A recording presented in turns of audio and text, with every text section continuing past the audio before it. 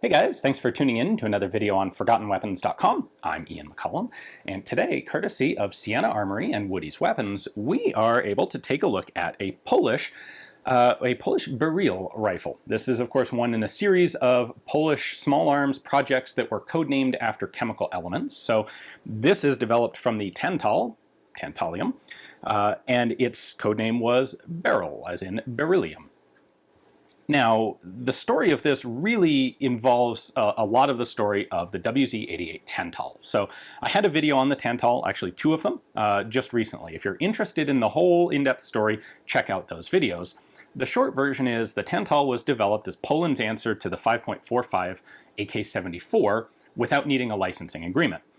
However, it came right at the end of communism and the Warsaw Pact, and very shortly after the Tantal was adopted, the Warsaw Pact fell apart. Poland would leave the Warsaw Pact in 1991 and immediately work on gaining admittance into the NATO alliance. Well, if Poland's going to be in NATO, they're going to need a rifle in 5.56 NATO. That sort of small arms compatibility is just as important to NATO as it was to the Warsaw Pact. So, right immediately as things are falling apart politically in Poland, there is a small arms project that goes into the works to convert the Tantal to 5.56, and that would result in the not formally adopted WZ-90 and 91, the 90 being a rifle, the 91 being a carbine. But it never got to completion, really. The project was mothballed in the early 90s and kind of set aside. Meanwhile, the political machinations continue until in 1995, Poland's acceptance into NATO is really quite clear, and the army starts, or the government starts, a program to develop or finalize a 5.56 infantry rifle, and this would be the beryl. Now, fortunately for the Poles, they have this previous work from 1990, 1991 already basically sitting on the shelf, and so they're able to bring it back and push it all the way through to finalization fairly quickly. The first formal prototype, or the first formal testing of prototypes of the beryl is done in December of 1995 in Radom, in Poland, of course. The rifle is formally adopted in May of 1996, and deliveries begin in 1997. This is, in fact, the only 5.56 NATO caliber AK specifically developed for military applications, for military adoption and use. And it was able to be developed relatively quickly because there's not that much difference between it and the Tantal. So let's go ahead and take a closer look, and I'll show you what they kept from the Tantal and what they upgraded and changed. And I should point out that this is an early pattern of beryl. They did make a bunch of updates to it, and we'll talk about those as well.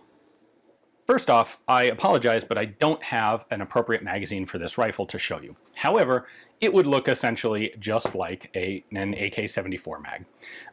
The body is basically identical. The follower is designed for the case taper of 5.56 instead of 5.45, and these would be black or later translucent, but I don't have a magazine specifically for this beryl. We can take a look at the markings here. It is beryl, it is caliber 5.56. We have Circle 11, factory marking from Poland. This particular one was manufactured in 2000, and there is its serial number. Poland here is a U.S. import marking. This is a registered post-sample, post-1986 dealer sample machine gun. So it had to be imported with the relevant markings, which include that, as well as the name and location of the importer themselves. The beryl is essentially just a Tantal with a different stock, handguard, and barrel. So let's start at the back of the gun with the stock. The Tantal, of course, had one of those really terrible single strut wire side folding stocks. With the beryl, they made a number of improvements to it. They have two struts now, so you can actually get a bit more of a cheek weld. These are coated in rubber so that in extreme cold or extreme heat, like, say, Iraq or Afghanistan, you won't hurt yourself with the exposed metal of the stock. Also, so in the cold it doesn't stick to you, which would be unfortunate. They also went ahead and strengthened and improved the stock folding latch instead of the style of button on the original, which is basically the same as the Romanian and the East German stocks. This now has a button on the side, which is inspired or simply copied from the SIG 550. So push that in, and you can fold the stock. You can see how that works right there. there is no latch holding this in the folded position, so to unfold it, you just grab and snap it open. We have the same dust cover retaining latch that the Tantal had. This is perhaps one of the least effective elements of the gun. What I have heard from people who use it is that it makes disassembly annoying, which it kind of does, and it apparently also doesn't do a very good job of actually keeping the dust cover on. The point of this was for the use of rifle grenades. The significant recoil impact of firing a rifle grenade on a standard AK will tend to pop the dust cover off, and this was intended to prevent that. Both the Tantal and the Beryl are designed to be capable of firing rifle grenades, so that was kept on there. We have the same distinctive sort of dogleg safety lever as the Tantal. And as with the Tantal, this safety lever is simply for safe and fire. Controlling the actual fire mode is done on the other side. We have the same fire selector mechanism from the Tantal here. So in this position, it is in full auto. Flipped back one position is semi-auto, and then all the way back here is 3-round regulated burst. Note that unlike the Tantal, this has a pair of levers, so that from a firing grip, you can maneuver the whole thing. The Tantal just had one lever, which made it a little bit tricky to maneuver with. This has a standard magazine release on it, like any other AK. One of the product improvements later in the Beryl's life would be to increase the size of this to make it a little bit basically extended and easier to hit. The rear sight is basically a standard AK 1,000-meter tangent rear sight. However, we do have a tritium vial in there to give it some luminescence at night. That rear night sight is used in conjunction with this front night sight. So what we do here is we can pull this wire out of the way. See if I can get this. And lift this guy up and over. Come on. There we go. That snaps into place on the front sight post, and it has another tritium vial there. So you can line that glowing dot up with the glowing dot on the rear sight, and that allows you to have at least some capability of accurate fire in the dark. The handguard here has been reformulated. It is now all black polymer. The Tantal had this interesting sort of reddish-orange color to it. And the shape has been changed a little bit to give you a front hand stop, essentially, right there. Like the Tantal, this differs in takedown from the standard AK-74. The retainer plate here actually holds on both the upper and lower handguards. So if you flip this lever down, you can pull off the handguard without having to disassemble the back end of the rifle.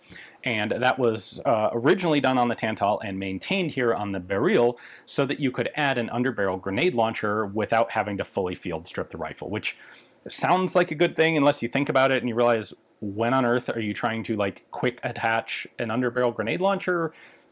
Kind of an odd thing, but okay, whatever. They had it on the Tantal, so you might as well just leave it for the 5.56 conversion thereof.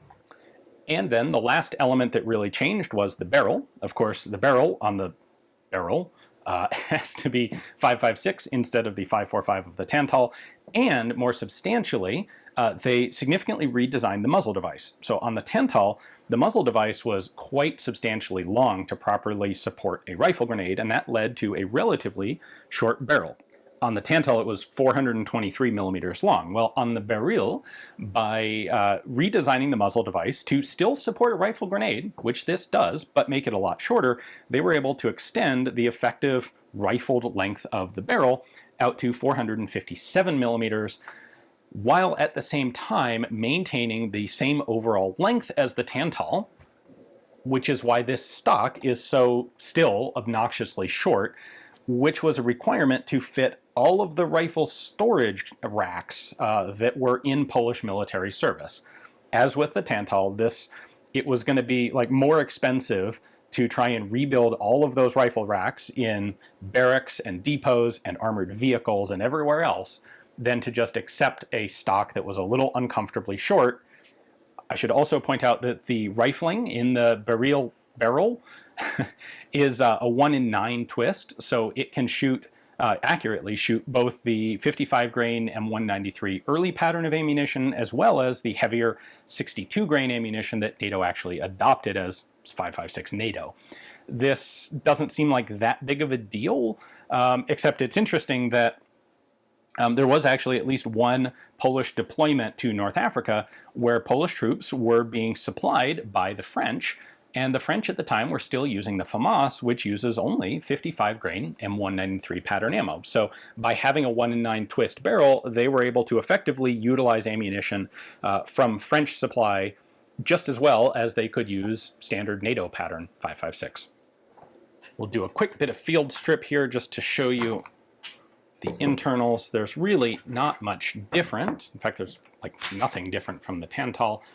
If you look down in here, you will see the same 3-round burst mechanism that's in the Tantal. This is a substantially different trigger group from the standard AK. For example, the hammer and trigger springs are separate components. On the regular AK, they made them both.